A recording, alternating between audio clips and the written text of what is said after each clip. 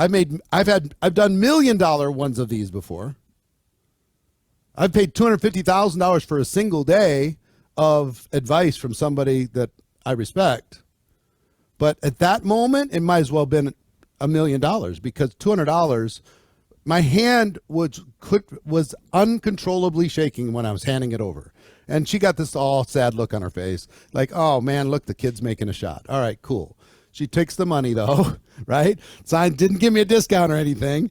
So now I went to the committee and said, hey guys, guess what? I booked this meeting room for Thursday. Said, listen, we don't think it's a good idea. We don't even think 2 days a week is a good idea. We think 1 day a week is going to be a better idea, so we're not going to support it. And back then, distributors would pay $5, guests would get in free back then. And that's how you covered the cost of the room. So now they say they're not going to support it. And I've already given them $200. I'm like, oh man, what do I got to do now? Okay. So first thing I got to do is I need to learn how to do a presentation. I haven't done a presentation. So I got to put together all the presentation stuff, and I got to practice. I got to write it down. I recorded the top distributor. I wrote it down word for word. I recorded. I listened to it in my car over and over 1,000 times. And all the stuff I was complaining about now I had to do. I had to go get the name badges, blue for distributors and red for prospects. I had to get markers in order to be able for people to write their names when they came to the meeting. I needed to set up a display. I didn't have all the stuff for the display. I needed to get all the stuff for display. I needed to get the TV and VCR so people could watch the video that we played during the meeting. I needed to make a mixtape. Anybody remember a mixtape? I made a mixtape of, remember jock jams? Y'all ready for this? Da da da bum bum bum bum bum, or pump the jam. I could give you that whole mixtape, song after song. But anyway, that was my pre-meeting music, right? Because when people walk in the room, you don't want to have dead energy in the room. Somebody's in charge of air conditioning, all this stuff. I get it all kind of organized, which is a lot of work. And it cost me some more money. I had to borrow in order to be able to do this. Then, how pitiful would it be if I show up with one prospect in a room that holds 100? I am so screwed. So here's what I did. Swear to God. I called every person I knew every day for 10 straight days. I called my family and said, if you love me, you'll be there. I don't care if you join. I don't care if you buy. Your job is to say, wow, isn't he something? Wow, isn't that kid amazing? Wow, this opportunity is something else. That's your job. Come there, support me. If you'd come to a dance recital, come to this. If you come to a grand opening of a restaurant, come to this. Be my family member. Just show up. I don't care if you join. I said the same thing to my friends. If you're my friends, you'll be there. Then go out afterwards, but be there. It's only 45 minutes. I called every prospect I knew every single day. If they said they were going to be there, I called them the next day again. I'm just making sure. If they said no, I called them again. Maybe something changed. Literally every day. My first opportunity presentation, the day comes. I am sweating bullets. I got my little JCPenney suit on. It's all set up. I had 58 people show up. 58 people. Back then, it was $5,000 to join that company. $5,000. Okay? Wasn't it this $300 you guys got to deal with? Or $99 or whatever this stuff. You guys crying about this stuff. Come on. I had $5,000 I had to deal with. But anyway, guess what? I first of all, I went up in front and I said, this is my first presentation. I've never done one before. I'm 24 years old. So give me a break. It's not going to be perfect. But I appreciate your support. Thank you for being here. Right? 18 people signed up personal frontline to me that night. 18. I made $18,000 that month. Are you kidding me? I remember the circle up. If you ever been in Embassy Suites, they have that breakfast place, the buffet. I had a circle up of 18 chairs, and I was passing out little information packets and setting up all my stuff. So here's my question for you. What would have happened to me if Michael Nelson, the leader, never left town? What would have happened? I wouldn't be here. I had to take some risk. I had to put myself out there. And sometimes, you know why you hear so many top leaders became leaders and they say that, they didn't really have upline support? You don't want too much upline support, because if your upline's too amazing, guess what? You don't have to become much. You just plug in. You just be a good soldier. You just follow instructions. I would wish for you some desperation. Isn't that a weird wish? I had the gift of desperation. That was a gift for me. And that changed my whole life because I became comfortable with risk. Fast forward. I created a little video for our company. It was a prospecting video, and I decided to promote it the day before our company convention. So you know what I did? I hosted a free event at the Baltimore Arena. And at that Baltimore Arena, guess who I hired to come speak? Tony Robbins. Back then, it was $75,000 plus a jet for him to come to that event. What money I did not have. I remember going to the top row of that arena and looking down and saying, you know what, kid? I took a mental picture. You ever take a mental picture of something cool? I can tell you exactly what it looks like. Tony's up on stage just smashing. I've rented the New Orleans Superdome. I made a $20 million risk building the studio that we have here in Las Vegas, now $25 million. Money I did not have. Entrepreneurs say yes, they figure it out, or they say yes, they tell the whole world, and then they go figure it out. That's what they do. I am so comfortable with risk. You know why? Because I can figure it out. Because I am a badass. Because I am resourceful. I'll figure it out. I'm comfortable with risk. How comfortable are you with risk? How much are you willing to invest in you in order to become the leader that you're meant to be? Or are you just going to stay comfortable being a follower, following somebody else that's probably not a leader? They're probably just an earner. Big difference between leaders and earners. Huge. If Michael Nelson stayed in that town, I would have probably just been a little part-time guy and wore myself out, crawled through my network marketing experience. But thank God he left town. Thank God I had resistance. Thank God I had all this stuff thrown in my face. Challenge after challenge after challenge after challenge in order to step up and do what was necessary. So let's talk about leadership. Leadership matters. It's one of the biggest things in the world. Leadership matters. Leaders cause people to do things that they would not have done. Do you do that? Do you cause people to do things that they wouldn't have done? Somebody's doing nothing. Because of you, do they do something?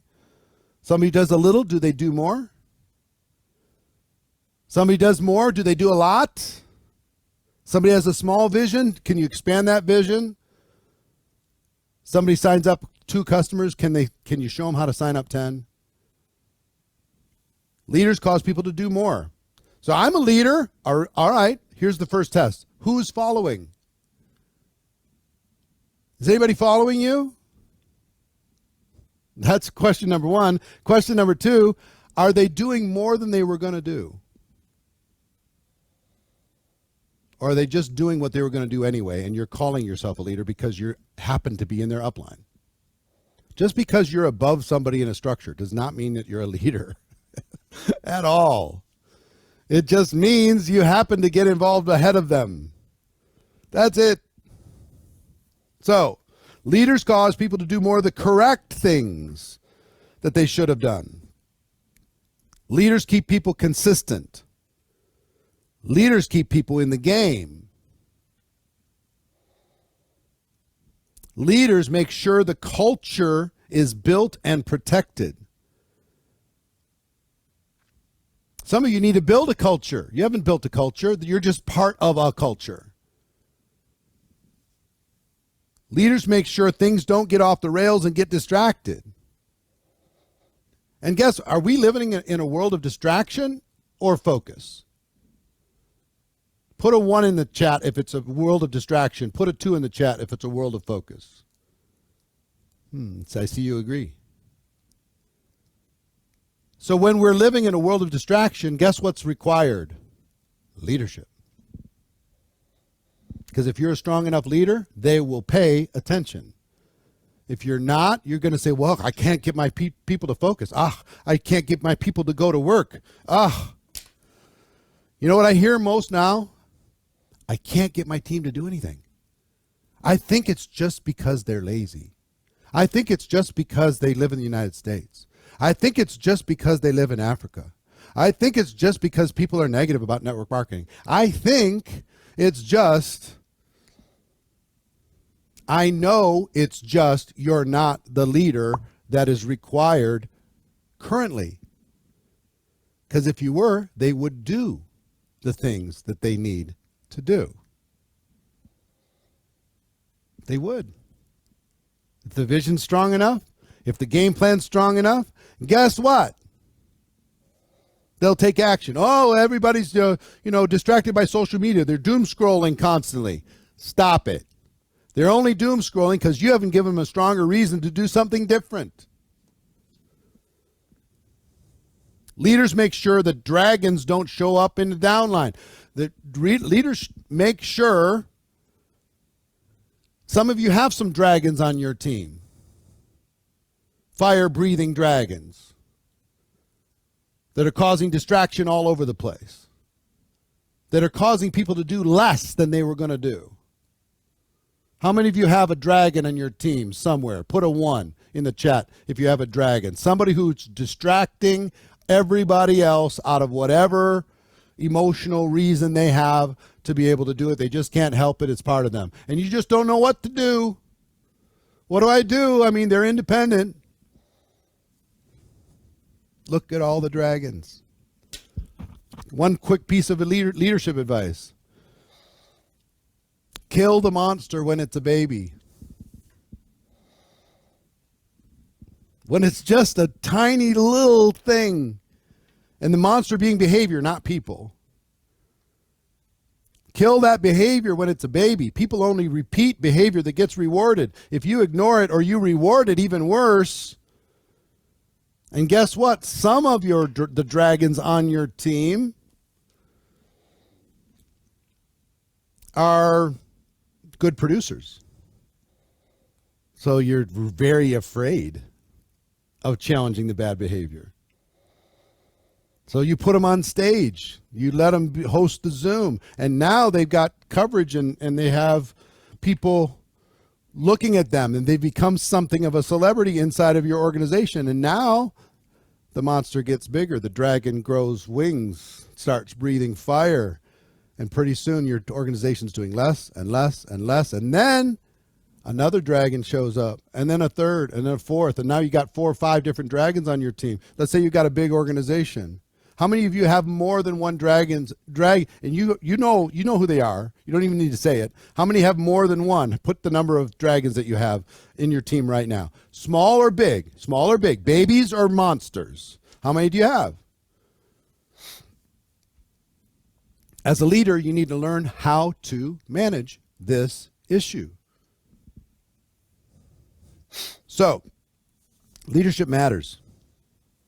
Look at all this stuff. This is basics what I'm giving you in this first 30 minutes, okay?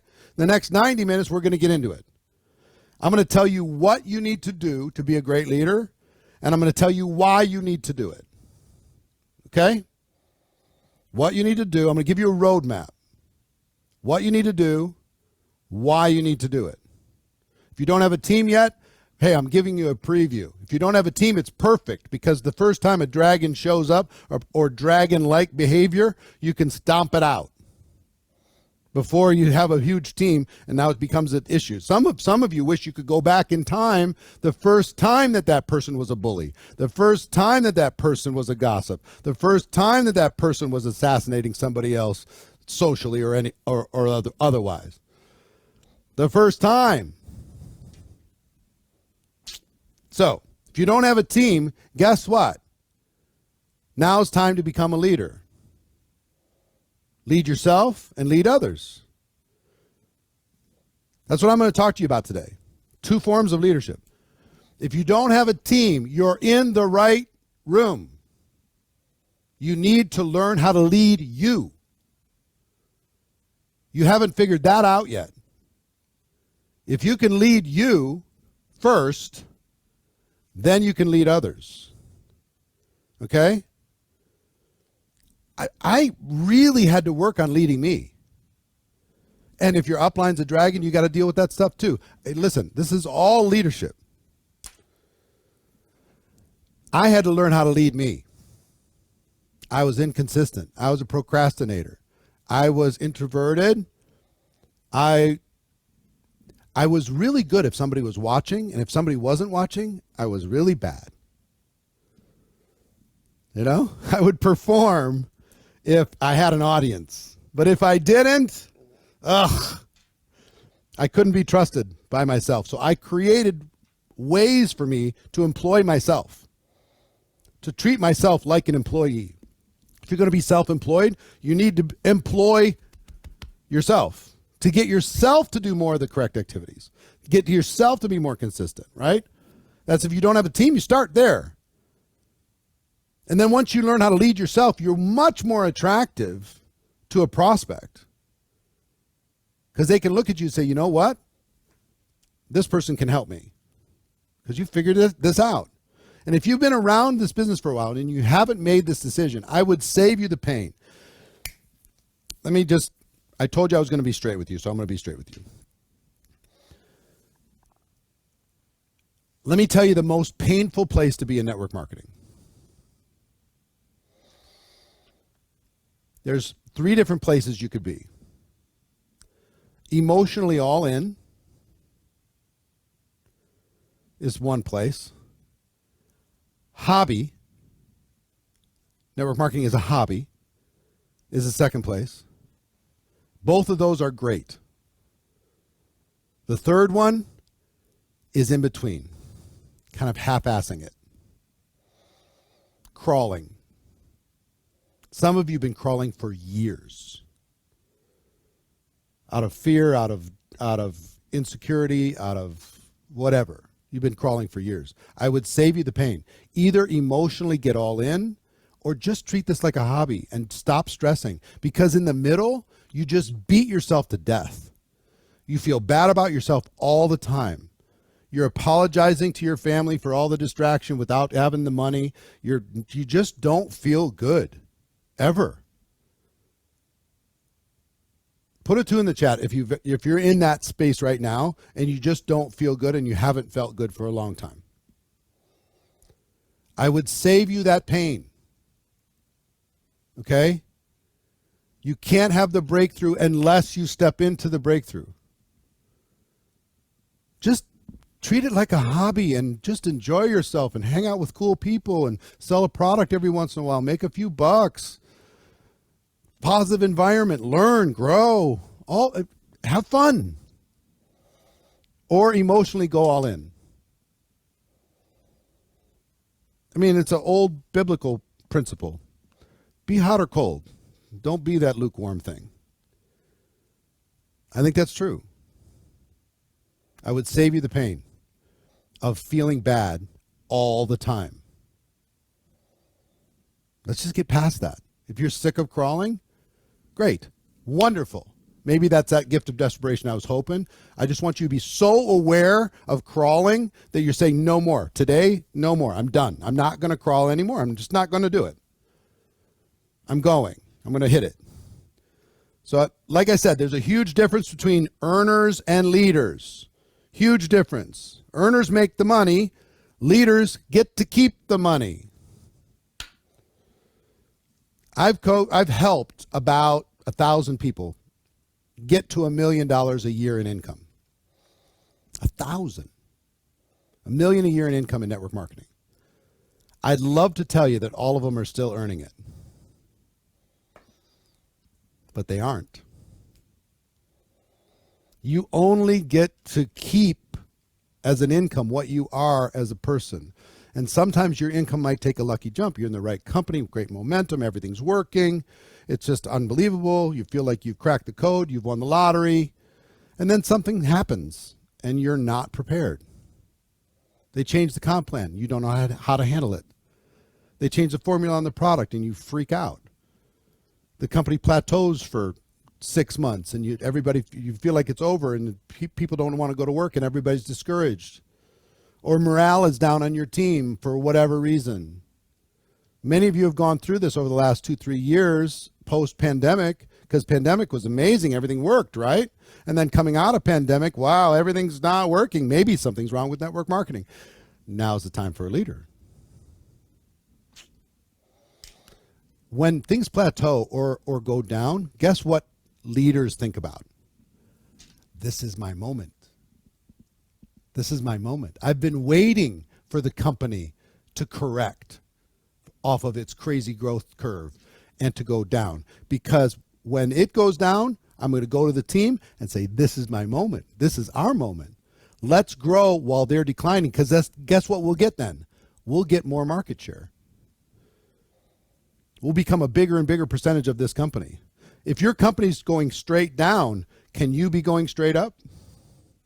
Yes. Answer is yes. You can. But a leader's required. Can't do it if you're just following. Won't work. So, huge difference between earners and leaders. Just because you're earning does not make you a leader. I want you to earn the money. I want you to get to that rank. I want you to stay at that rank. Same thing's true with your pin level or your rank or whatever you're going to call it inside of your compensation plan. Here's what I know. Most of you are not qualified at your highest rank that you've ever achieved. Doesn't that suck? Doesn't that feel terrible?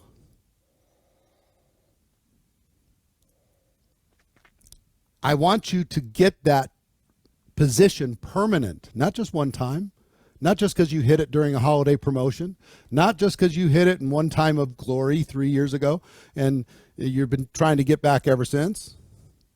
Get there, stay there, grow from there. What is a leader? A leader is a person who moves people to do more than they would have done on their own. That's what a leader is. Okay? That's how we measure. And let me give you 5 attributes of a great leader, and then we're going to walk into the roadmap. 5 attributes. This is just my 5. My 5. And before I go through my 5, I want to just tell you this. Network marketing is not in trouble. You might be, but network marketing is not in trouble. This is a golden time. Leadership will never be more rewarded than this time in history. 2025 right now. This is the time to go not only into leadership, but into legend status. No kidding. It's not in trouble. It's not, because regulators are doing this, or people don't like it in Germany, or whatever. Stop it. That's follower talk. It's not leader talk. It is fine. Oh, it's not fine in the United States. Yes, it is. It's not about geography. It's about leadership. I'm just telling you, it's not. We're just fine. Word of mouth is never going to go out of style. Our community's never going to go out of style. Our purpose, our mission's never going to go out of style. We're good. Oh, but technology. Stop it. Step into leadership. Let's go. Okay? So, 5 attributes of a leader. This is my 5. Number 1, they're independent. They can build a business without help. Not that they're rogue out on their own doing things that are outside of the system or whatever. They're not needy people. You can drop them anywhere and they can go grow a business. They're independent. Number 2, they're good problem solvers. When a problem shows up, they don't give it to somebody else to solve, thinking they're a problem solver. They solve the problem quick. Number 3, they're consistent. They have a baseline of consistency. They never fall under that baseline. Think about any great leader. That leader shows up consistently. And what does that consistency do for their followers? It makes their followers trust them. And if you're inconsistent, that was my biggest weakness as I was building my network marketing business in the field, was inconsistency. And I didn't know it came from my own lack of self-worth. It was a form of sabotage. I'd have momentum, I'd have things going, and then for no conscious reason, I would check out for 2 weeks. I'd not return calls. I'd be flaky. I'd be inconsistent. I would have made 3-4 times the amount of money that I made if I just had a baseline of consistency. But I sabotaged it because success, I thought that I had conquered my lack of self-worth because I was earning, because I had the pin, all that stuff. I thought I'd done that. But I never had the money. I made the money, but I never had any because I didn't feel like I was worthy of having the money on a subconscious level. So I would sabotage my own team. I'd sabotage my own growth over and over and over and over and over. Crazy. I didn't figure out that I was sabotaging until I was 45 years old. After I'd been involved for 22 years. You believe that? I was training people on self-worth, and I had this huge self-worth problem. Once I figured it out, oh boy, things changed. Real quick, things changed. So, independent, problem solver, consistent. Number 4, they have a big vision and the ability to communicate it to others. A big vision and the ability to communicate it to others. Not the company's vision, not their upline's vision, their vision. Their vision for their team, their vision for impact, their vision for contribution, their vision for helping others, their vision for families, their vision for how the product was going to serve people around the world. They had a vision and the ability to communicate it. And number 5 attribute is they create action that wouldn't have happened without them. This is my 5. Okay? You're going to take a screenshot of this. This 5 will change your life. Now I'm going fast. I'm talking fast. So do your best. Take as many notes as you can as we go through this. But listen. You would be shocked how few people in network marketing have all 5. Even at a basic level. You would be absolutely stunned how few people have all 5. Do you know how many on average? Now, this is not a claim. It's just an observation, and it's a pretty well-educated observation from around the world. On average, how many people do you... Well, let me ask you this. First of all, just a question. How many people do you have on your team right now that have all 5? Put the number in the chat.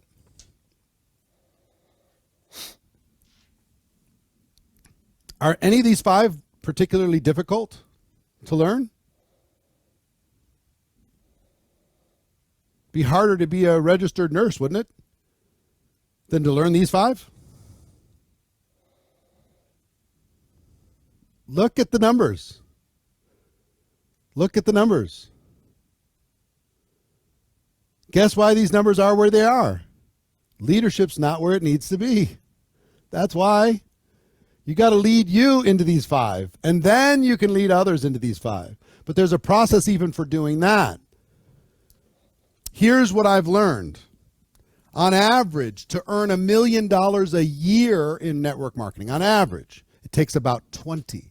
All you need is about 20 people that have these 5 characteristics on your entire team. 20. Can you control that? Sure. Can you identify somebody who has potential? Yes, if you know how. Can you mentor them into these 5 skills? Right? Can you stay in good relationship with them? Can you teach them how to do the same thing? Throw up the 5 attributes again. These 5. If each one was a college course, would it be one of the easy ones that you take in order to be able to get your GPA up? Or would it be one of those hard ones, impossible, advanced trigonometry? Which one would it be? It would be like the easiest course in college. And yet, because we're not willing to risk our time, let alone our money, we don't develop it. We hope network marketing makes up for our lack of these skills, our lack of these attributes. Please let the company make up for this. 20.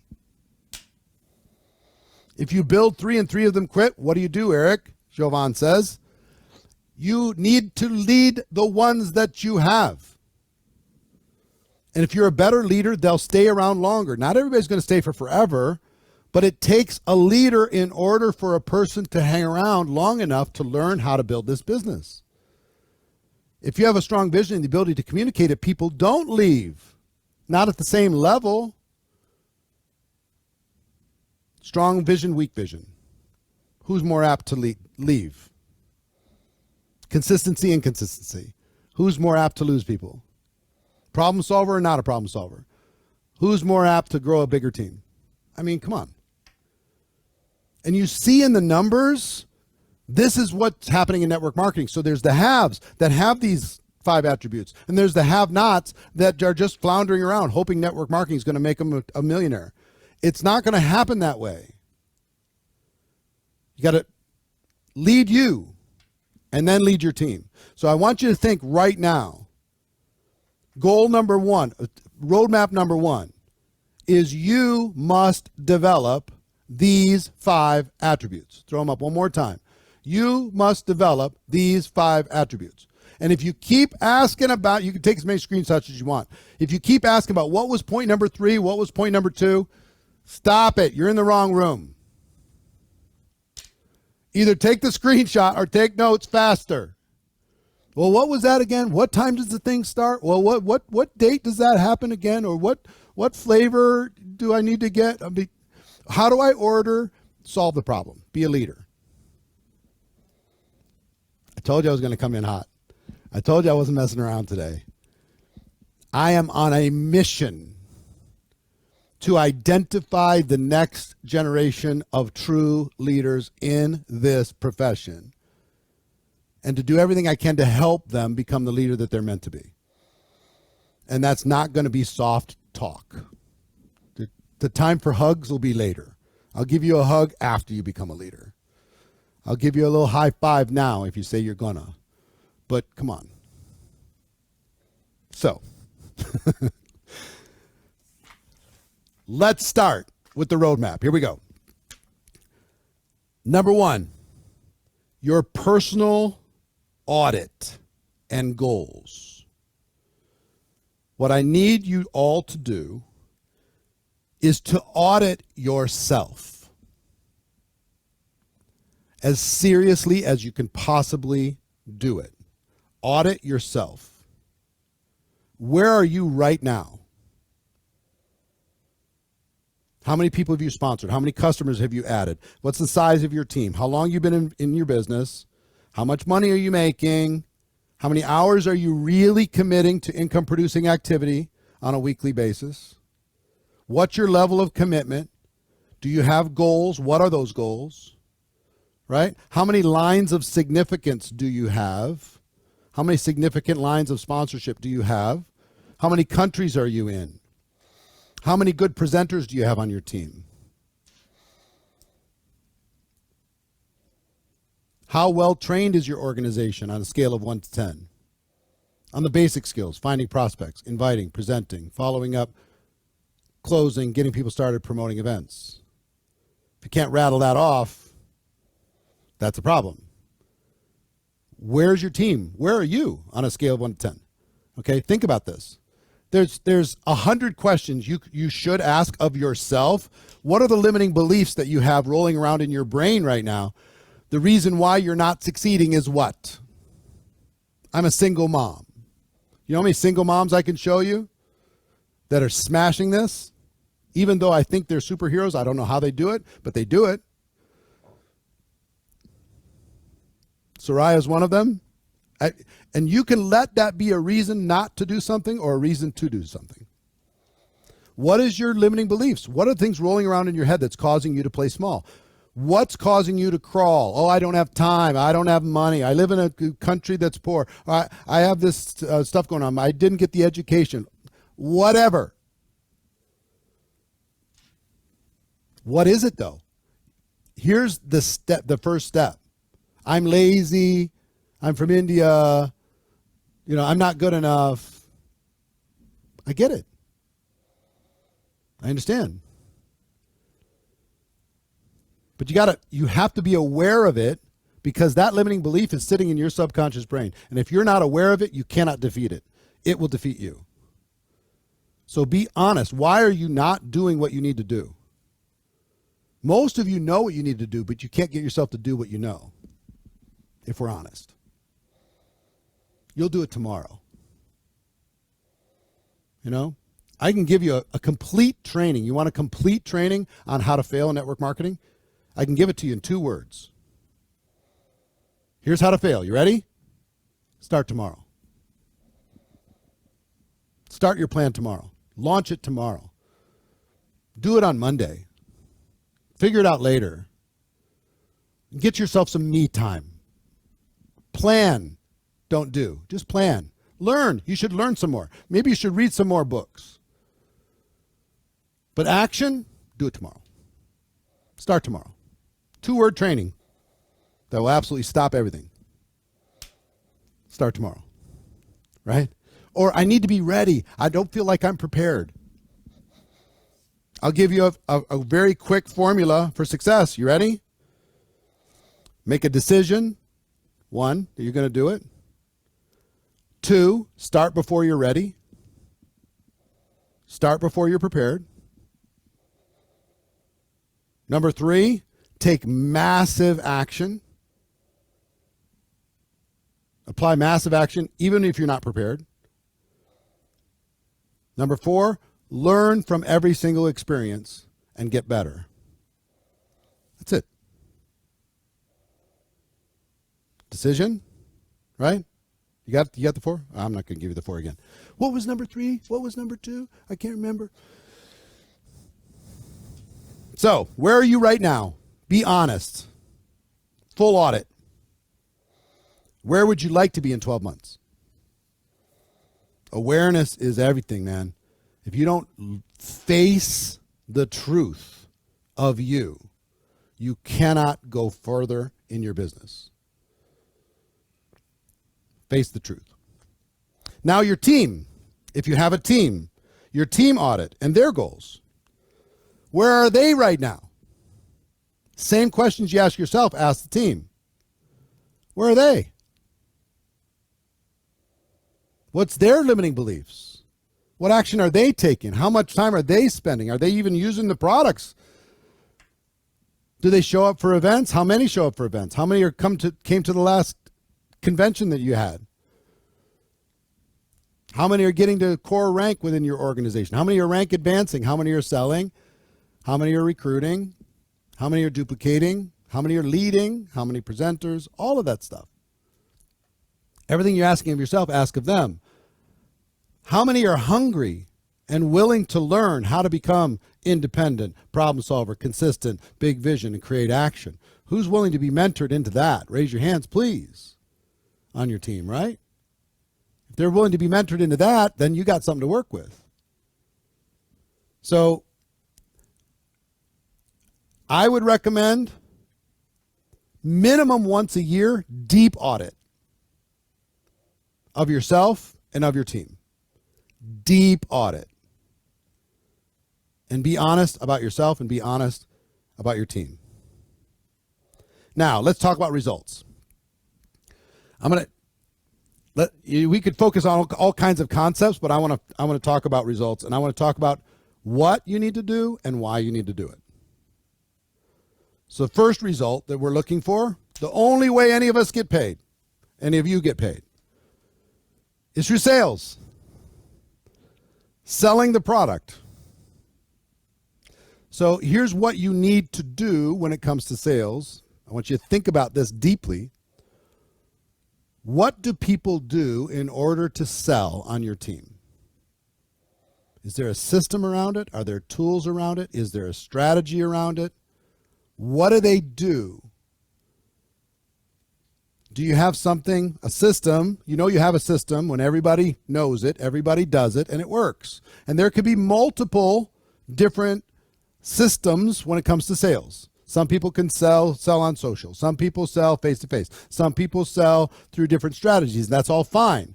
You can have, there's tools and trials and funnels and samples, all kinds of things that you can have. But do you know what they are? Are you paying attention to what's working? Are you paying attention to what's not working right now? Are you still doing the same thing, hoping that results come back? Do you have something that's maybe a little too complicated, and because it's too complicated, people aren't taking action? Or do you need to become a better leader in order to influence people to make more sales? What is it? Look, you need to analyze and create a process and a flow that creates more sales. What is our job as leaders? Cause people to do more than they were going to do. You got me? More than they were going to do. So a solid sales process where everybody knows it, everybody does it, and it works. And when your team member says, this looks simple, I think it'll work, I think I could do it, right? Now you can run. But there's, you know what most earners do?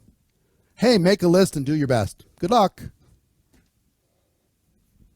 That's about it. Make a list, do your best. Good luck. See you on the Zoom on Tuesday. It's not enough. Not enough. Not if you want to have consistent sales. A leader's required to identify and build a system and then promote it. It's not enough that you have one that works if people don't do it. You've got to be able to either dumb it down so they'll do it more voluntarily, or you need to have such a strong vision around it that people will do it because of your vision and because of your communication, because of your leadership, because of your example. Every business is a collection of systems. Every single business. Are you recognizing people that are doing the sales? That's a piece. Are you showing case studies of people who are having great success? That's a piece. Are you repeating this process over and over until it's part of your culture? That's a piece. Are you selling? Or are you just telling other people to sell? That's a piece. So sales, at the beginning, how would you rate your sales system on a scale of 1 to 10 right now? And the measurement is everybody knows it, everybody does it, and it works. Scale of 1 to 10. Be honest.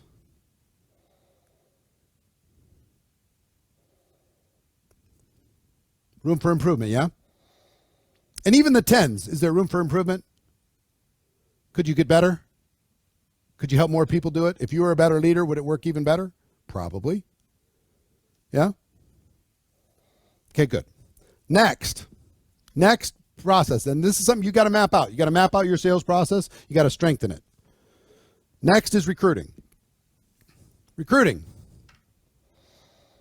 So, again, what is your process? What are the tools?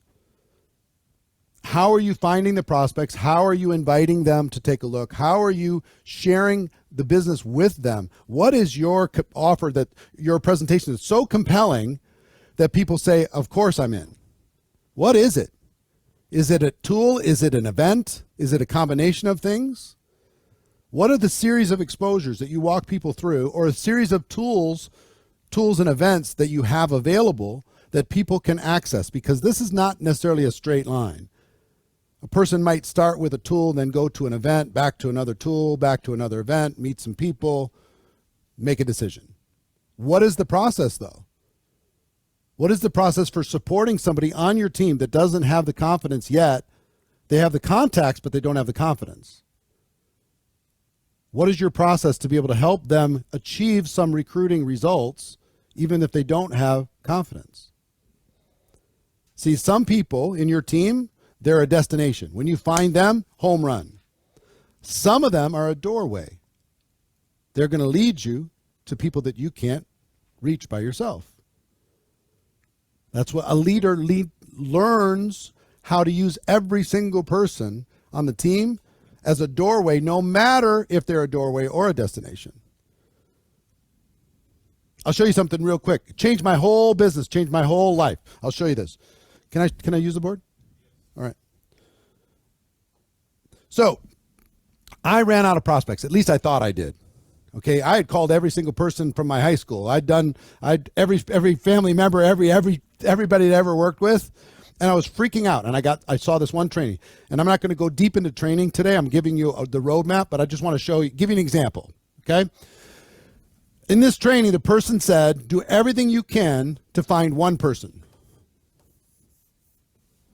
Find one, recruit one. However you got to do it.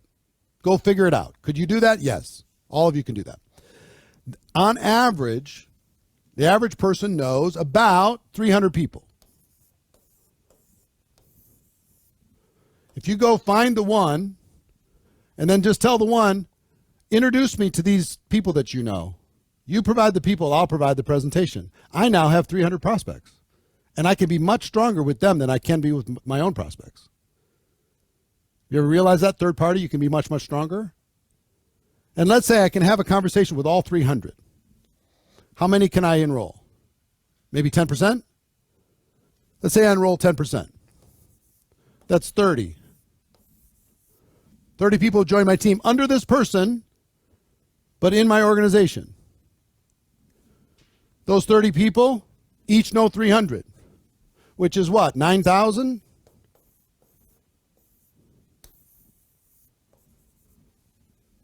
And I could say to those 30 people, introduce me to your 300, these 9,000 people. Now you have 9,300 people you can talk to.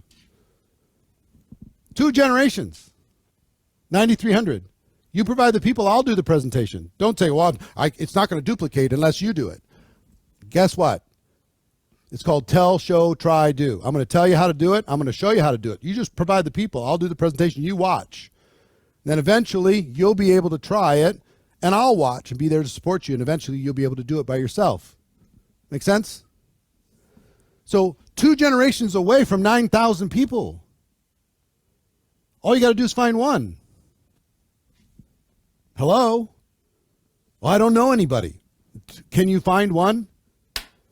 And then can you be a leader? Those are not 9,300 people you sponsor. Those are 9,300 prospects. You just need to, within 2 generations of one personally enrolled person, you'll have more people to talk to than you have time for an entire year.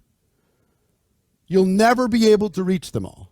You'll never have enough time with one person that you personally enroll. Okay? So, recruiting. What is your process for doing it yourself? What is the system? And what is the process for teaching other people on your team to recruit? You got to create a system for this. And it could be multiple, right? You can use different strategies. And here's a kind of a tip for you as you're figuring out what your strategy should be. Be a student of what's working. Don't be so proud that you got to hold on to something that you did that worked 5 years ago. It's not working right now. You say, well, if I just keep doing it, maybe it'll start working. Pay attention. Be like an investigative journalist. Find out who on your team is or on your team in your company is doing well. And then find out what they're doing. And if you need to go to their town and watch them do it, go. Oh, there's huge momentum in the Netherlands. You need to be on your way to the Netherlands and go watch what they're doing. Pay attention to it. Oh, this person, if you can get them on a Zoom, have them share. And what's so great about this is people really don't mind sharing. People are not protective of their strategies. And even if they are, guess what? You can still figure it out. You can. There's always a way to figure out what's working. And then pay attention to that. Start before you're ready. Get that implemented into your team. And there might be 3, 4, 5 different paths to recruit people based upon somebody's personality or their skill level or their amount of fear or self-doubt or whatever. Casual. There might be a path just for super casual people. There might be a path for, serious part-time people. There might be a path for full-time people. Make sense? So rate your recruiting system on a scale of 1 to 10. How strong is your team? Throw it in the chat. 1 to 10. How strong is your recruiting system? Everybody knows it. Everybody does it, and it works. When your team sees it, that looks simple. I think it'll work. I think I could do it. This is the second part another part of your roadmap. Audit's big is 1. Audit's 1. Sales is 2. Recruiting's 3. Number 4. I have 12 of these, by the way. Just so you know. 13. Sorry, 13 counting audit, right?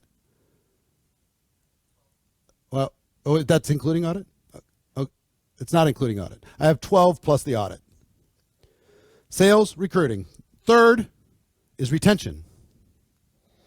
Retention. And this is almost completely ignored by earners. It's not ignored by leaders. It's almost completely just like blown off. You could do so much to retain a customer by creating a process of getting a customer actually using your product or service and getting a result quickly and having an emotional connection to that product or service. Or you can sign them up and just keep walking and walk away from them, which is what most people do. They assume that that person used the product. They assume that that person understands what they're taking or what they're using. They assume too much. What I will tell you, assume nothing. And if you're going to assume anything, assume the worst. Assume they haven't, if you have a physical product, assume they haven't opened up the box. Assume they haven't opened up the canister. Assume they haven't opened up the bottle. Assume that. And then act accordingly. Don't assume that they're using it every day. So retention on customers is big, but retention on distributors is just as big. You have to create a strategy and a system for retention. If you don't have a system, I can predict what your business is going to look like in 5 years, and it's not going to be pretty. You want to hear something crazy? A 5% increase in customer retention will equal a 25% increase in your check. 5%. A 5% increase in customer retention will equal a 25% growth in your company's EBITDA, your company's profitability. 5%. You know what the average number of orders is from a customer? All you guys say, oh, everybody who joins my company, they stay customers for life. Nope, they don't. You know what the average is per customer? 2.2. 2.2 orders. What happens if you turn the two orders into 4? Every business is a leaky bucket, right? You got water, you're pouring it in. There's a bucket. Some of you have a hole at the bottom of your bucket that's as big as the hole on the top of your bucket. So you can just turn the faucet on and let it go 1,000, gallons a minute, and it's just going to flow straight through. All the customers you sign come and go. All the distributors you sign come and go. And if you have something that comes and goes, is that better for network marketing or worse?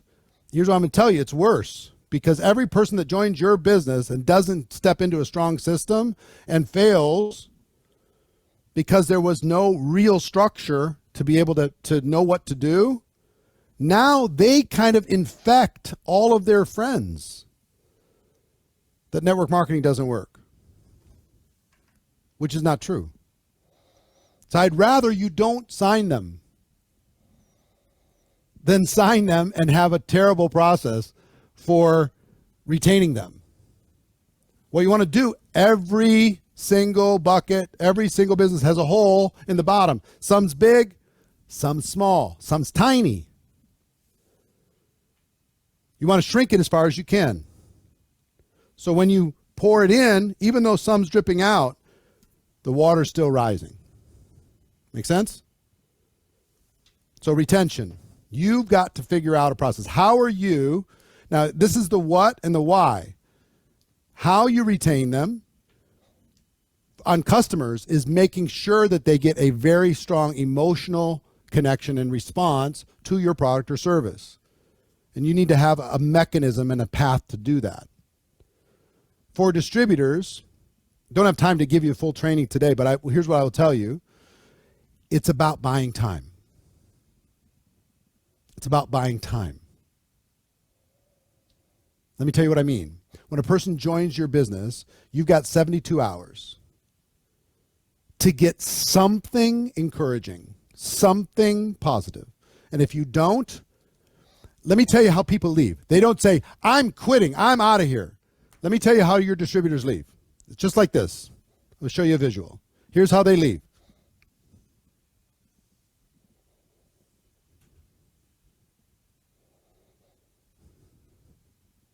And poof, they're gone. That's how most of the distributors in your team left. Nobody talked to them. They don't make a big deal about it. They might use the product from time to time, but they're gone.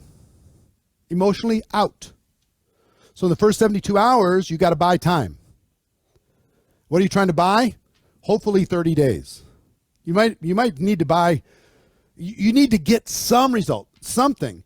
They make a friend can help. They get a customer.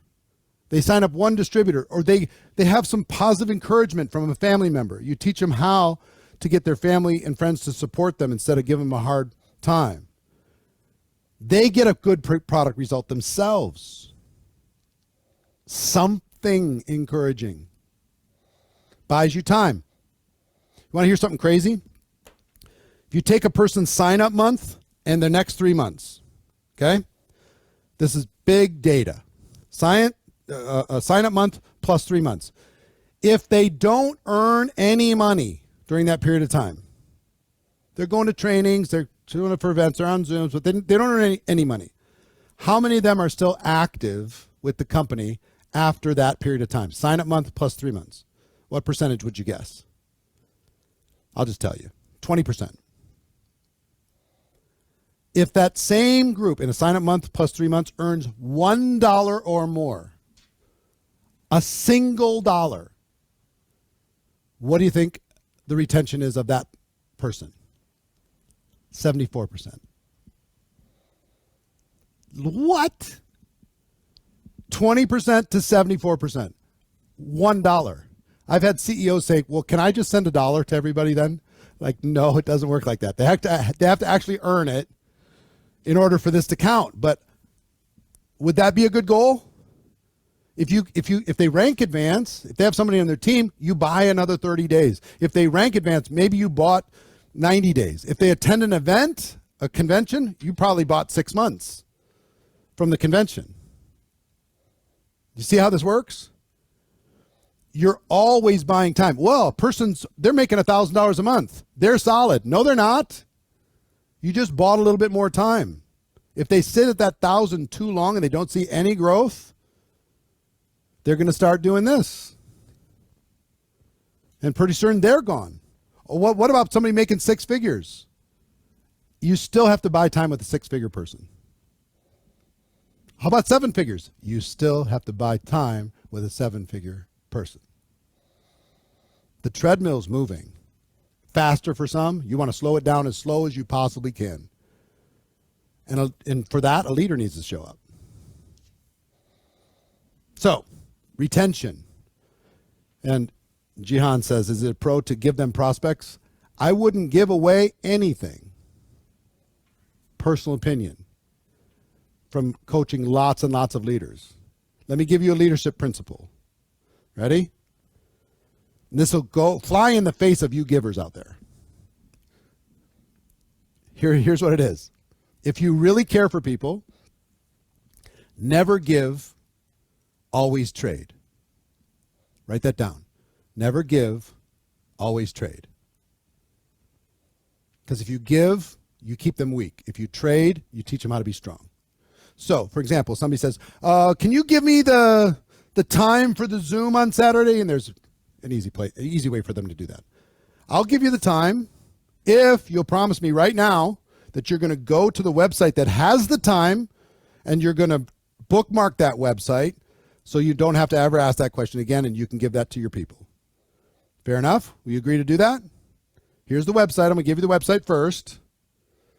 All right, now it's 10 a.m. That's when the Zoom's going to be.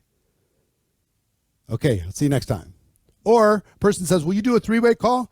I will if you promise to attend the team Zoom next week. Will you help me do a home meeting? Yeah, if you get your ticket to a convention. For sure, I got you. Right? Always trade by giving them an assignment that's something that will help them grow their business. Make sense? This is leader again. Leading yourself, leading others. If you're really leading others, you're trying to help them become independent, aren't we?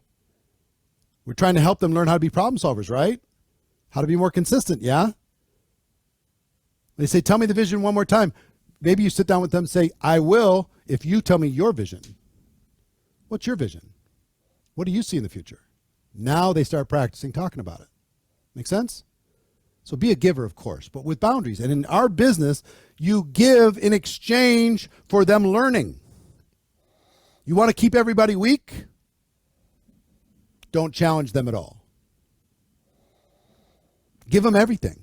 I work for you. Call me at 3 in the morning. I'll handle every problem for you forever.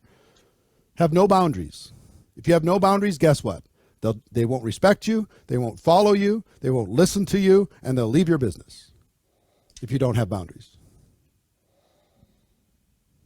If you don't have I find that competent people love accountability. Competent people, future leaders, love somebody to challenge them to do better. So number 4, retention. Number 5, duplication. What is your system for duplication? If you don't have boundaries, everything bad will happen. Go read the book called Boundaries by Henry Cloud. Change your life. Boundaries, Henry Cloud. One of the most network marketers that I know, even the leaders, don't have healthy boundaries. I struggle with it at times. I have a hard time saying no, but boundaries are very, very important for long-term success and well-being. So duplication is the next piece. Piece number 5. What is your process to duplicate? Right? We sell, we recruit, we duplicate, and we lead. What is your process to teach people, to teach people, to teach people? Do you have a process for education? Do you have a process to pass these systems along? Do you have a process to help a person go from dependent on you to independent from you? That's what duplication is. They were dependent. Now they're independent. You need to map out a process for making that real. Not only that you can do it, but here's the important thing. Some of you are okay at the first phase of teaching, but you're not good at teaching to teach. Teaching teachers. That's where duplication comes from. You get addition if you just teach. You get multiplication if you teach to teach. See the difference? I lived with, my first 3.5 years, I had no duplication. It was all me. I had addition and subtraction, addition and subtraction. And then I finally said, I'm done with this addition and subtraction stuff. I am going to learn finally how to teach. How to teach Sebastian, how to teach Johnny, how to teach Joe, how to teach Agnes, how to teach Andrea. Now I get freedom. Now I have a business that grows with or without me. Now I have a business that is producing when I'm sleeping. How do you teach to teach? That's the question. I'm telling you, you need to map out. This is your roadmap. One, you need to teach people how to become, that are dependent on you at the beginning, how to become independent from you. And then you need to teach them to get their people from dependent on them to independent from them. And then you as a leader, pro tip, maybe it works 2-3 generations and then it stopped. Have you ever had that? It duplicated 2, 3, 4 levels or something and then it stopped? Put a 1 in the chat that's ever happened to you. That ever happened? Went 2 or 3 and then stopped? Leaders, here's what earners do. They go yell at the person where it stopped. And, get your act together. Leaders go down into that organization and they restart it. Big part of your job as a leader long term is to going into spots where duplication stopped, restart. Go into the next spot, restart. Go into the next spot, restart. Give them the vision, give them the game plan, give them the strategy, give them the system. Get in there and refix it. A bunch of us sit in ivory towers. The earners, they just sit in these ivory towers and say, Sally's not doing her work. It's just falling apart in St. Louis. Well, if that's a strong line for you, you better get in there and fix it. With respect to Sally. You don't need to disrespect Sally if it's not working. Just come in and be a support and help that next generation, introduce me to some of your people. Then find some new people and get it moving again. Some of you have already done this and you've done it well. Duplication. Next part of your blueprint. So far we've covered your audit, your team audit, sales, recruiting, retention, and duplication. Next is event attendance. Event attendance. This is humongous. What results do you want when it comes to event attendance? I will tell you, leaders are born at events. How many know that your company convention is wildly important? Put a 7 in the chat if you know that's wildly important. How many of you also know that you could have more people from your team attending events? Put a 10 in the chat.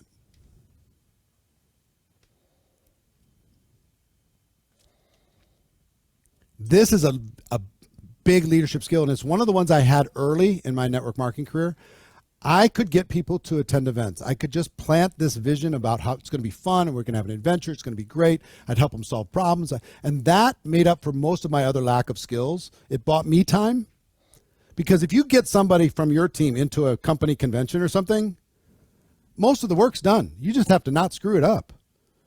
I mean, all the social proof is there. All the evidence is there. All the people that they can meet and the vision and their brain, and they're separated from their normal daily life. All this stuff is amazing. So it is vital, if you're going to be a strong leader, that you have a system to get people. And again, you make it as non-negotiable as you possibly can. This is just what our team does. Set the expectation, help people solve problems, plant the vision, give people, if you don't have at least 10 reasons right now to attend your company event, you're not leading. You know what most people do? Oh, it's our company event. That's the reason. It's the annual convention. That's the reason. That's their whole thing. You have to have more reasons than that. I mean, because if somebody has one obstacle, you got to be able to overcome that. My belief system as a leader is any reason a person gives me for not attending is the reason why they must attend. I don't have time. That's why you have to. I don't have money. That's why it's important. I can't get a babysitter. Exactly. That's why you need to figure out this weekend so you can change your life. Well, yeah, I can't get off work. How long do you want to have to say that? Take 3 days. Let's go dream. Let's go do something outrageous. Whatever a person has as a reason not to attend is a reason why they must. Now, you need to have a process for getting your team, but you also need to duplicate this. You need to not be the only one that promotes your company convention. And many of you are the only one on your team that really promotes it. There's 3 kinds of people when it comes to event, attendance. There's the announcers. There's 4 kinds of people. One kind doesn't do anything. And there's actually a lot of those. They don't do anything. They hope the company does it. They hope their upline does it, but they don't do anything. Then there's the inviters, the announcers. They announce, hey, there's a convention. It's going to happen in April. And it's going to be amazing. And here's the dates and here's the location. They announce it. Then there's the inviters. Hey, it's going to be at this time. Come with me. Let's do it together. And then there's the promoters. And promoters are rare. Promoters, it's one of the highest compliments I can give somebody in network marketing as a leader is that they're a good promoter. Promoters are relentless. Promoters are repetitive. Promoters are creative. Promoters solve every problem. Promoters are loud. If you don't have some people, now listen to me, this is a high level of leadership.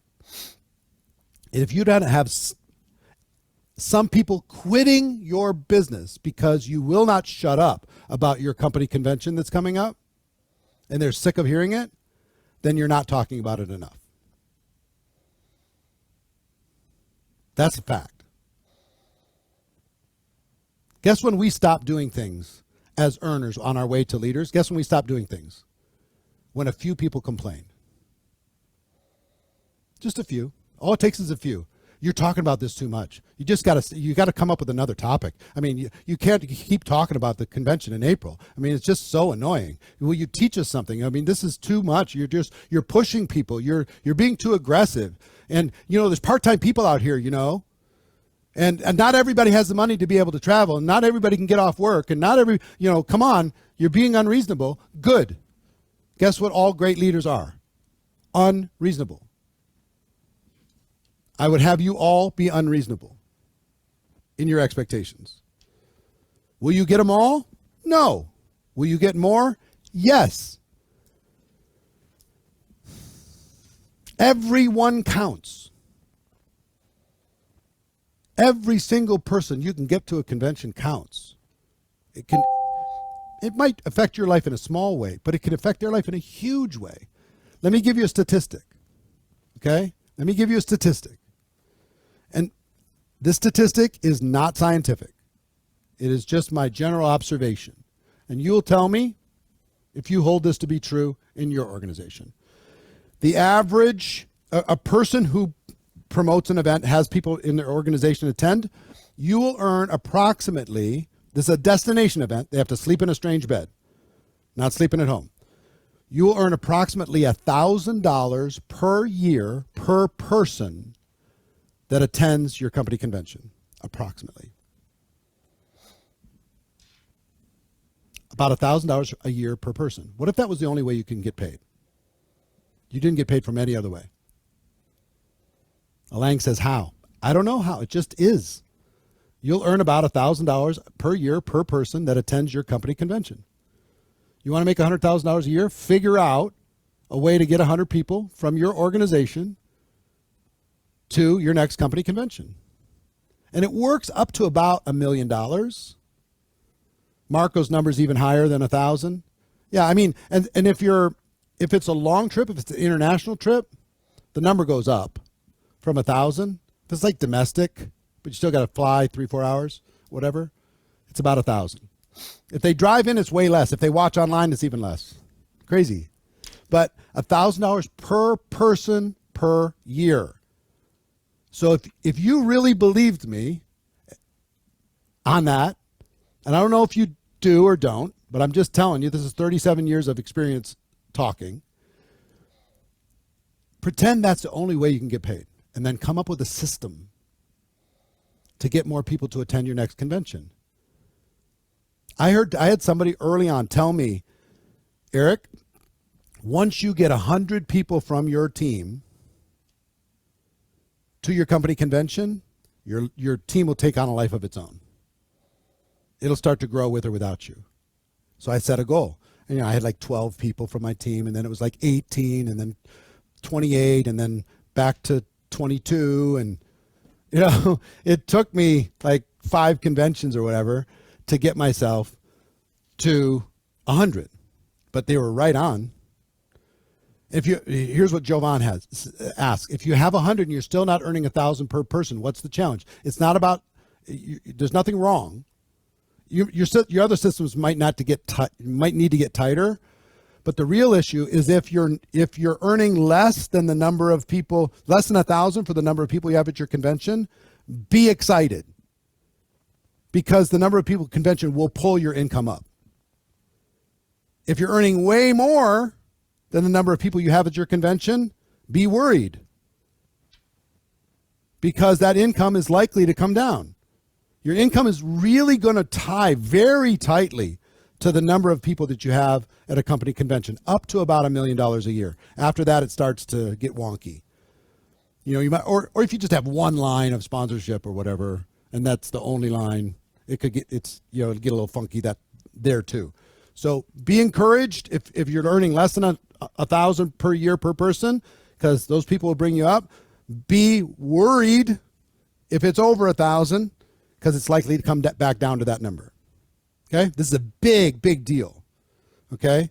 So Melinda asks, I'm going to give you the roadmap today. I don't have time to, I'm a very good promoter.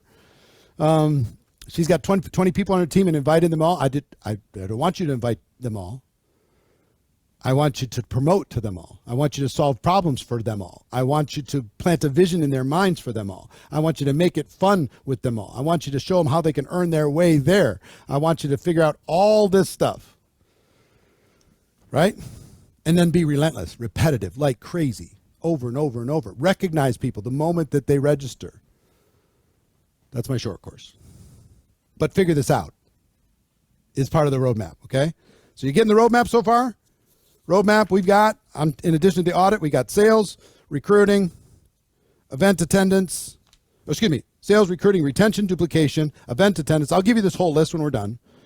Next is a strong culture. Leaders must build a strong culture.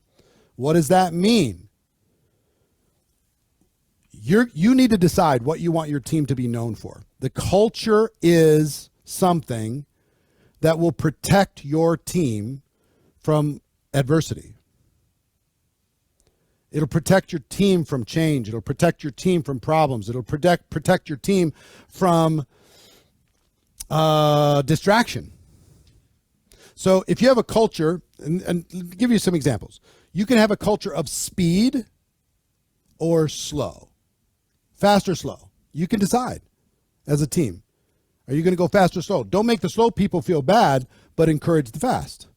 Which one's going to be better for everyone, not just you? Fast or slow?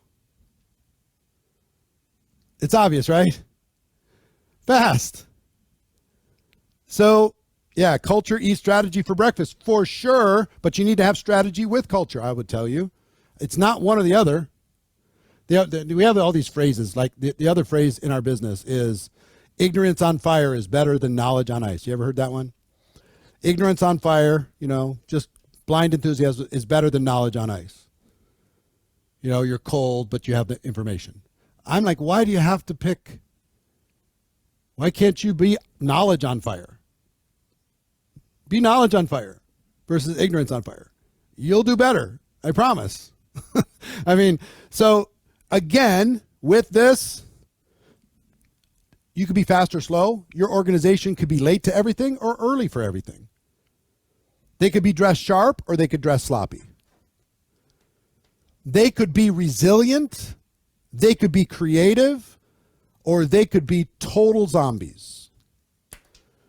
They could have an air of independence and growth and pride, or they could have total dependence, codependency everywhere inside your organization.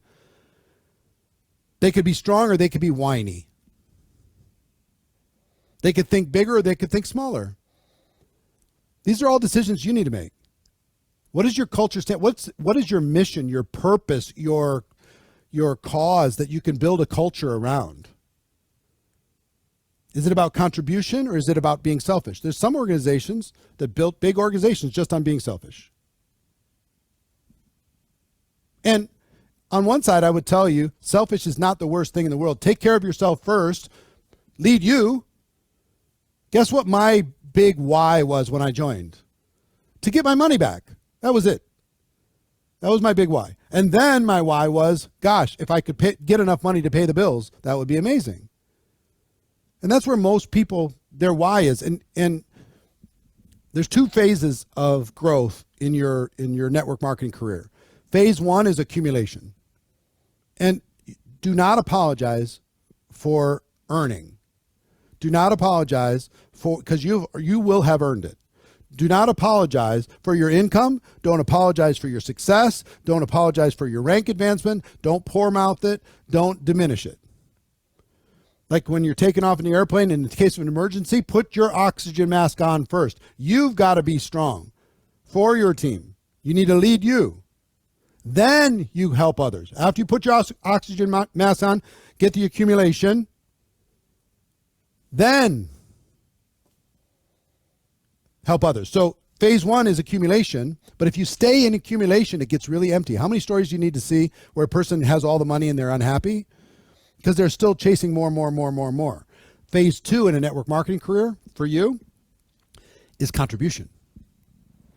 It's so good. The fuel that you get from contribution, helping others, it's endless. Why do you think I'm doing this today? It's about contribution, not about accumulation. So when you can teach your team this as well in culture. Phase one in our team is about accumulation, get your needs met, take care of your family. Phase two is about contribution. Because if you don't do that, let me tell you what happens in some cultures. This phrase, have you ever heard this? Do for 3 to 5 years what other people won't, so you can have for the rest of your life what other people don't. Put a 1 in the chat if you ever heard something similar to that. Now, back to my mention to you about entrepreneurs.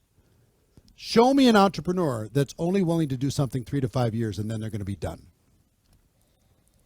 Show me one. They don't exist. A lot of employee-minded people have that mindset. Oh, if I could have that and retire, it'd be amazing. And guys, please don't put numbers in, phone numbers and contact information in the chat. I appreciate it. So here's what true entrepreneurs do. They do for 3 to 5 years, and then they reinvent themselves, and they do the next 3 to 5 years. And then they reinvent themselves, they do the next 3 to 5 years. I can't even conceive of the idea of retiring. It doesn't even make sense. Why would I stop creating, contributing, helping, supporting, coaching, mentoring? Why? I know this cold. I know network marketing like a handful of people in the world. Why would I go home with all that knowledge when I can take it and apply it to more people? Be the one that influences the few that go influence the world? Why would I not do that? But guess what happens? Because we say do for 3 to 5 years what other people don't, so you can have the rest of your life with other people won't. After 3 to 5 years, somebody's making $10,000 a month. They quit. They stop building. They won't tell you that they quit. And emotionally, they won't think that they quit, but they stopped doing what got them there in the first place. How many of you have people on your team that at some income level just stopped building? Put a 2 in the chat. If you have anybody in your team got to some income level, just stop. Stop cold. This is a culture problem. This is a culture and a leadership problem. If you build a stronger culture, there will always be the next thing, the next person that you can help, the next country that you can serve, the next family that you can change forever. But it's common because culturally, we try and, as an employee, employees work in order to be able to rest. That the goal is rest for an employee-minded person. They work till 5 so they can rest. They work till the weekend so they can rest. They work till their vacation so they can rest. They work to retirement so they can rest. That's their whole goal. Entrepreneurs are not about that. That's not how they're wired at all. And I want more of you to be entrepreneurs, not just self-employed people. So strong culture. What do you want to be known for, and how are you going to strengthen that culture? Next, number 8. And I'm going to move a little faster now. And we'll go for about another 30 minutes, if that's okay. I'm going to go about maybe 15 minutes over what I plan to do.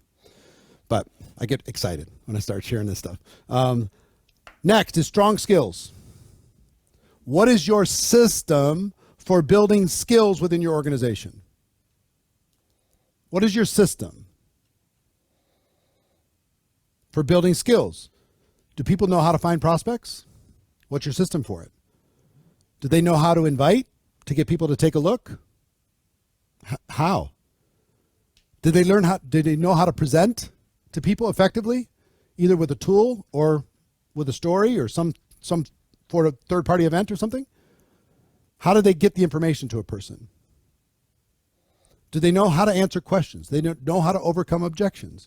Do they know how to enroll somebody either as a customer or as a distributor? Do they know how to get a person started effectively? Do they know how to promote events? These fundamental skills that I talk about in GoPro, those skills, what is your rhythm and process for educating your team? This is where we lost our farm team. We have Formula 1 and 2, 3, and 4 kind of gone. The skill set of those people, really low. Really low. And I could, poll you on each one of these skills. But if I just ask you in general, on a scale of 1 to 10, on the skills I just mentioned, how skilled is your team? If you took them all as a one big average, how skilled is your team? This is your opportunity. But you have to create a training and skill building rhythm. Rhythm is a very important word because you don't have a static organization that you just train one time. Your organization changes every day. There's new people joining every day. What's the rhythm for the new person? What's the rhythm for somebody who's been in for 90 days? What's the rhythm? Because you're going to, I just talked about finding prospects last week. Well, there's people that haven't heard that talk yet because they joined since that last training. What's your rhythm for them? What is your process? Here's the goal. You want to create thickness of skills. The highest skilled team wins. Because if you have higher skills, you'll have more confidence. When you have more confidence, you'll take more action. When you take more action, you're going to get better results. And it's going to make you want to develop those skills even more. But since your organization, scroll through the numbers on skills. And I would say to Leah and Amal, your skills are a 10 or a 15. No, they're not. No, they're not. I could play 20 questions with your team right now, and it would be embarrassing. I could pick anyone from your team, and I can have them describe their skill set or try to recruit me.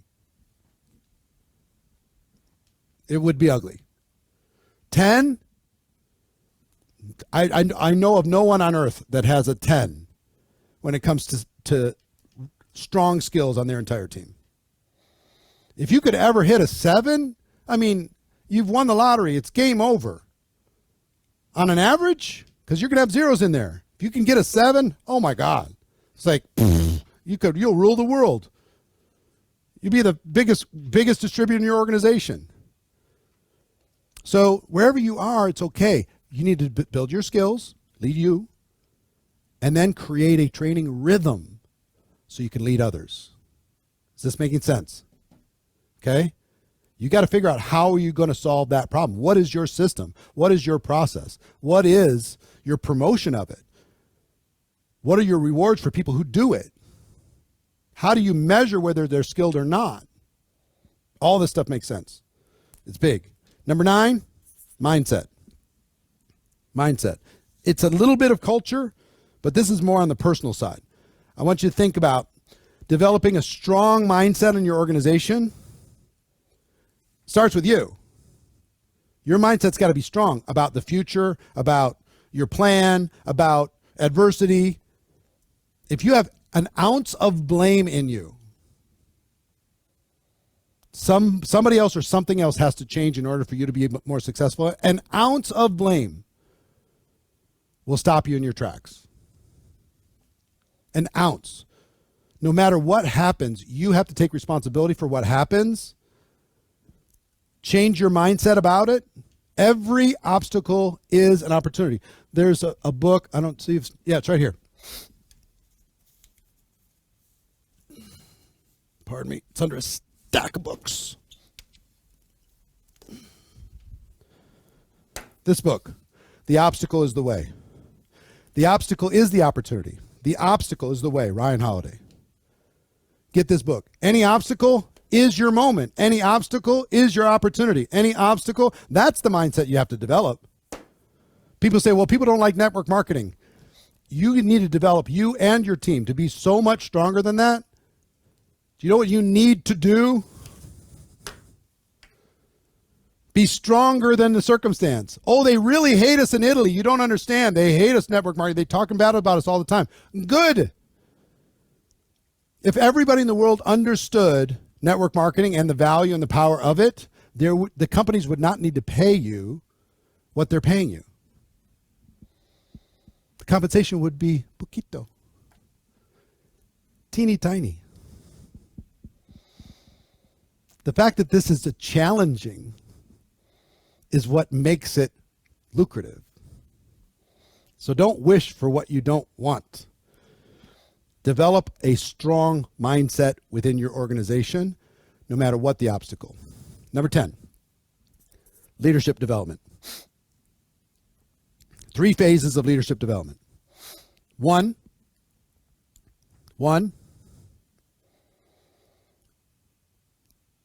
to identify somebody who has the potential of being a leader. Who on your team? Take inventory. This is part of your inventory. And here's a quick test. Who is willing, coachable, and hungry? That is an absolute requirement. If you don't have those 3 things and all 3 things, you cannot afford to spend time mentoring them. You need to tell them that up front. You can plug into group time, plug into group stuff, but if you're willing, coachable, and hungry, then I'll mentor you forever. Willing, coachable, hungry. Okay? So you need to identify regularly who's willing, coachable, and hungry. Who wants to change their lives? Who wants to go after this?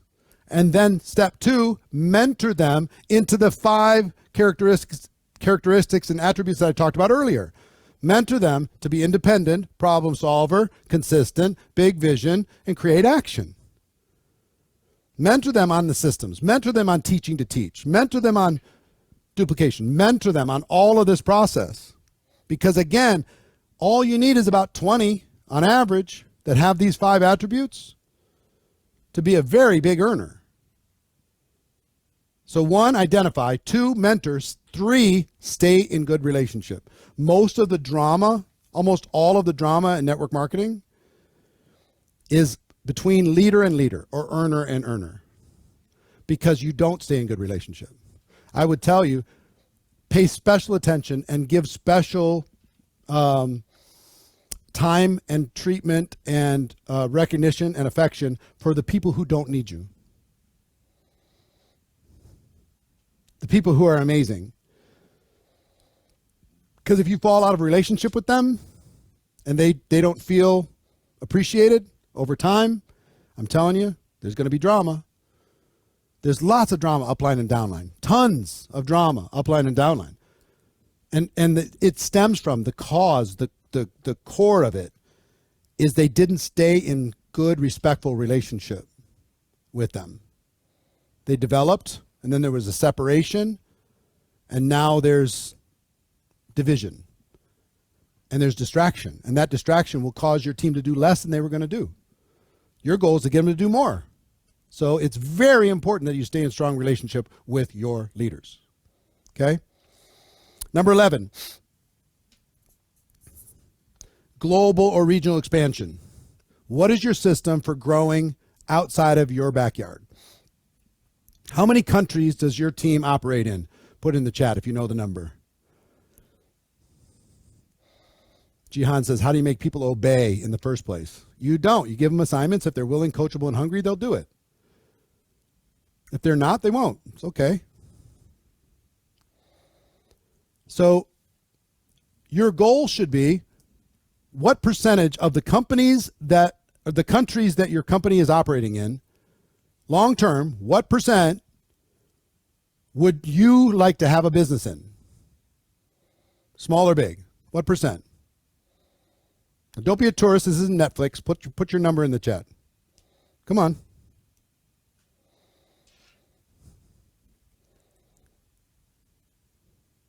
Why 50%? Why 75%? I don't understand that. If you have the ability to have all, why wouldn't you try to have all? But in order to have all, you need to have a plan. How are you going to reach out into those markets? How are you going to identify leaders? It's never about geography. Just so you know, language barriers is nothing for a leader. Adelaide, don't worry about language barriers. It means nothing. You want to go build in France and you don't speak French? Solve the problem. Find some bilingual French and English speakers and start there. It's not that big a deal. So you got to have a strategy for this. This needs to be part of your awareness. It needs to be part of your game plan. Ifra says, my company is in 100. I'm in 30 currently. Fantastic. But you want to have all 100? This needs to be an intention. It needs to be part of your culture. It needs to be part of your mindset. We're going to build think local, but we're going to build global. Is this making sense? Like there's strategies around this. There's tons of strategies. I could train you for hours just on this, but I want you to be thinking about this because some of you aren't. I want you to treat this like a real business. I want you to have a business plan that I would invest in. I'd feel so strong about it. Versus, hey, I'm going to do my best and see what happens. That's what most people do in our business. Again, because they're self-employed, they're not entrepreneurial in their thinking. Is it worthwhile to invest in global expansion? Yeah. Worthwhile to invest in yourself? Of course. Before you have money? Yeah, that's how it works. That's how it works. Rich people don't make money first and then they invest. They invest first, then they get the money, and then they reinvest, and then they get more money, and then they reinvest. That's how it works. Some of you are saying, you don't understand, I'm really poor. Fantastic. You should be really hungry then. Figure it out. Say no to some things so you can say yes to your future. If you can delay some gratification for just a year, you can change your whole life. You can change everything. But you got to say no to some things that maybe are some of your favorite things for a couple years in order to have a completely different life for the rest of your life. Think about this. Number 12. Annual team consistency. This is a leadership skill. And I'm just going to talk on it briefly. Again, I could train for a long time on it, but how do you cause your team to be consistent every day of the year? Well, you don't understand. In August, everybody in my country takes the month off. How are you going to keep your team productive during August? How are you going to cause your team to be productive during the holidays? What are the down times of your year that you could create a campaign strategy, promotion inside of that causes people to take more action. I'll give you an example. I teach people how to recruit while they're on vacation without sacrificing their family. Wouldn't that be an interesting topic? Because you can recruit people and start to have more people, if let's say you're going to the beach somewhere, there's going to be people from many, many different countries on that beach that are looking for something because they don't like what they're doing right now. And you can build a relationship with them over the week that you're sitting there. And at the end, they could be educated on what you have. They go home to their market, which you don't have anybody in. And now you can have somebody started in that marketplace. See what I'm saying? So your annual team consistency is up to you. Think about it this way. How many of you have ever been in retail? Put a 1 in the chat if you've ever been in retail. Anybody? Bunch of you. Retail has a calendar. It has seasons. In the spring, they're from a corporate perspective, they're not talking about the spring collection. They're talking about the winter collection of next year. They start planning their holiday campaign from Thanksgiving to middle of November until January 1st. They start planning that in April. You need to do the same. Most of you, summer's already started. You don't have a plan. Our job is to get people to do more than they were going to do. That's our job. And again, you know what's funny? Not everybody who started this Zoom 2 hours ago had enough stamina to make it to this point. So part of this little Zoom today was a leadership test. Do you have it? Do you have it? Are you getting antsy? Are you freaking out? You're like, I got stuff to do. I got clothes to fold, and I've got groceries to go get. And I got your brain's already kicking in, trying to sabotage you. You know what is in the way of most of your success? Your silly little to-do list that will not make you any money. I would teach you how to not do anything that pays you less than $500 an hour.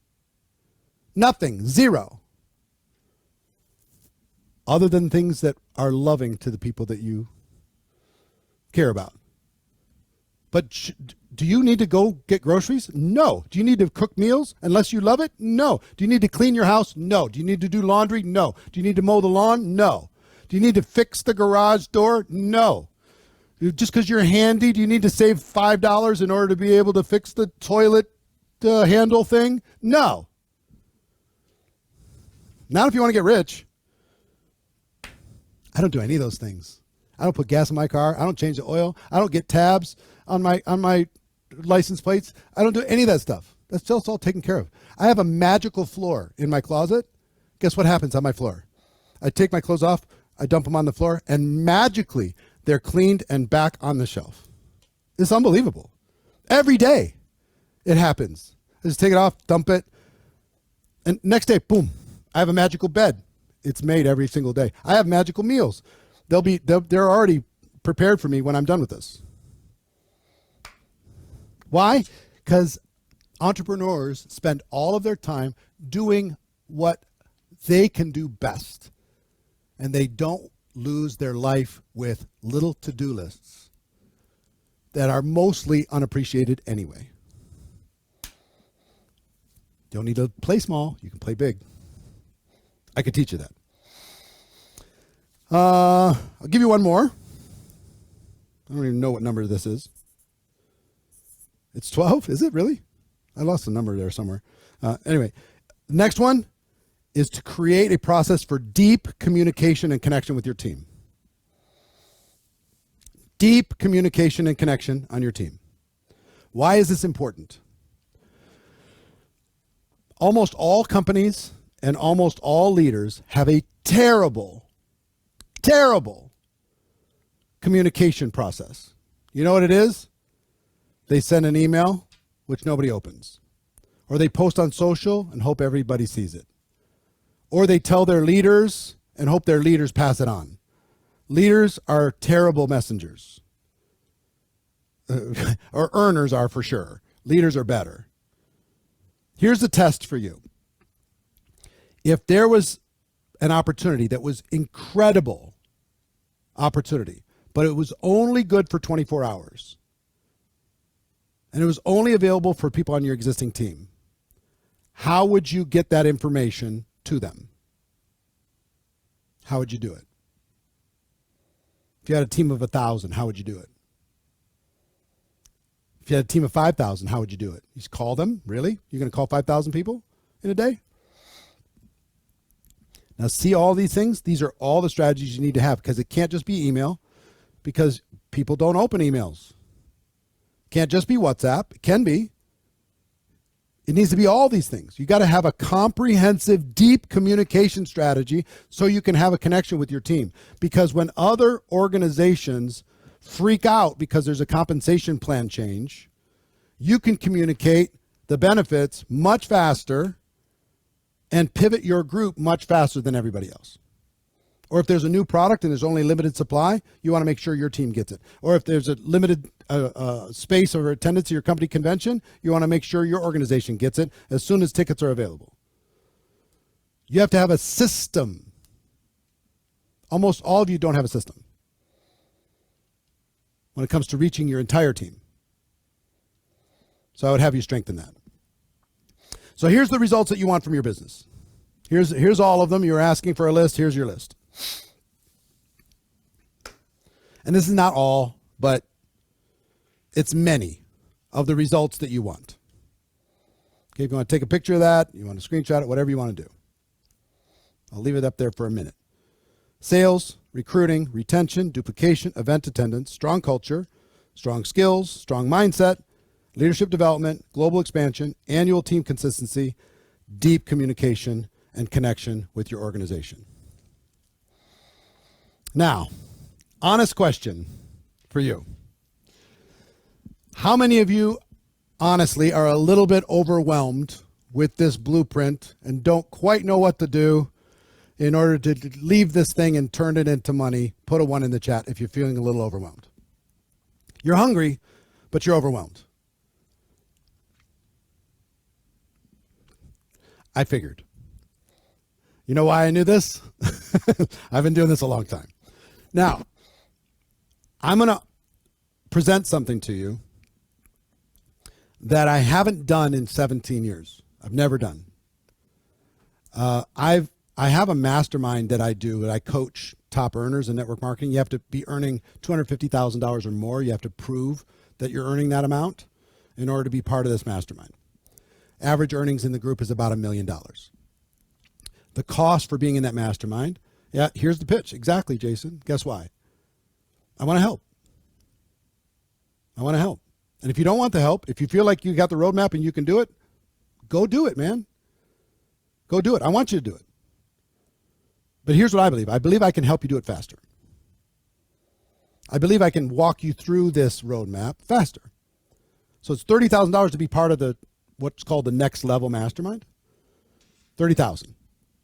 And we get together. We have monthly Zooms. We get together. I've never done a mastermind, and I'm a big believer in a mastermind. Two minds create a third and more powerful mind. When we come together, groupthink, we really learn faster. So I've never done one, and I'm opening one up today. And it's limited. It's called the GoPro Leadership Lab. GoPro Leadership Lab. And it's maximum 400 people. 400 serious people. That's all we're going to have inside of this mastermind. And I'll tell you what's going to be in this mastermind. And then I'll invite you, if you're serious, to figure out a way to be a part of this. The first thing in this mastermind is a personal and professional audit. Deep. It includes a workbook of all the questions you need to answer about yourself, all the questions you need to answer about your team. It's a video and workbook that's going to kind of launch you in this mastermind. So this is a kind of done by yourself piece, the audit, and a goal setting workshop. So in the time between now And the actual mastermind is going to start in August. But between now and then, we'll have you do the goal setting workshop and the audit work, the personal professional audit and the goal setting workshop. Have you do those two things to prepare. Okay, make sense? And this is everything that I would do if I was working with you personally, one-on-one. You'd need to complete this so I know what I'm working with. That's one. Next, we'll get together every single month for 2 hours, and we'll pick all the topics that I shared today, one topic at a time. We'll go through every topic over the next 12 months, 2 hours. It will include training from me specific on each one of these things and hot seat coaching, where you can have Q&A, you can share what's working, and you'll have replay access to each monthly session. Okay? Until the next monthly session. The monthly session topics are what I just shared with you. Sales, recruiting, retention, duplication, event attendance, culture, skills, mindset, leadership development, expansion, consistency, communication, and more. I would charge minimum $50,000 for this because this is a lot of work for me, because every month there's going to be a workbook with all of the details plus the 2-hour session. Only serious people. Next, there's 2 events over the course of the year. One is a virtual mastermind that we're going to be doing in October, 2 full days of intensive training. So we're going to get kicked off. You'll have your homework between now and August 1st. In August, we'll kick off the monthlies. In October, we'll do a 2-day deep dive. And there's going to be a lot of sharing, a lot of interaction, a lot of Q&A, and we're going to get it refined. I want you to have a business plan, not just a blueprint. I want you to know exactly what to do, a playbook to be able to go, okay? This is included with the membership. And then we're going to have a 2-day, you don't have to attend this, but you're able to attend this. It's part of the reason why we're limiting it to 400 people. In our big studio in Las Vegas, we have room for 400 people.